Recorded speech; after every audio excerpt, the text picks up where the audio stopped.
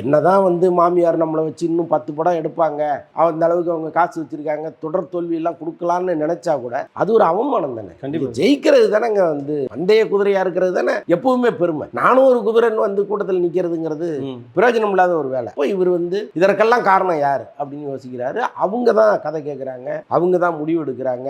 அப்புறம் இவருக்கு மார்க்கெட்டில் ஒரு சம்பளம் ஒன்று நிர்ணயிக்கப்படுது. சார் நீங்கள் நம்ம படத்தில் நடிச்சிங்கன்னா உங்களுக்கு இவ்வளோ சம்பளம் தர்றேன் அப்படின்னு கூப்பிடும் பொழுது அதில் பாதி சம்பளம் தான் இவங்க கொடுக்குறாங்க. இப்போ இது எல்லாமே சேர்ந்த ஒரு உள்ளுக்குள்ள ஒரு பெரிய போராட்டம் நிகழ்ந்துட்டே இருக்கு. டக்குன்னு ஒரு கட்டத்தில் முடிவெடுக்கிறாரு, இல்லை இதுக்கு ஒரு முற்றுப்புள்ளி வச்சாகணும் அப்படின்னு நினைக்கிறாரு. இப்போ ஏதோ அந்த ஆக்சுவலாக இந்த ப்ராசஸ் ஆரம்பித்து 3 மாதம் ஆச்சு. நாமளே இந்த செய்தியை சொல்லி ஒரு 2 மாதத்துக்கு மேலே இருக்கும்னு நினைக்கிறேன். இப்படி ஒரு விஷயம் வந்து நீங்கள் பேரை குறிப்பிடலை இல்லை, அது நாகரிகமாக இருக்காது. இல்லை இன்னைக்கு அவங்களே வெளியில் வந்துட்டதுனால நம்ம இதை பற்றி பேசுகிறோம். இப்போ இந்த 2 மாதத்தில் இந்த இவங்களை பற்றி பேசுவதற்கு எவ்வளோ சந்தர்ப்பங்கள் இருந்து ஏன் பேசலைன்னா இதுதான் காரணம்.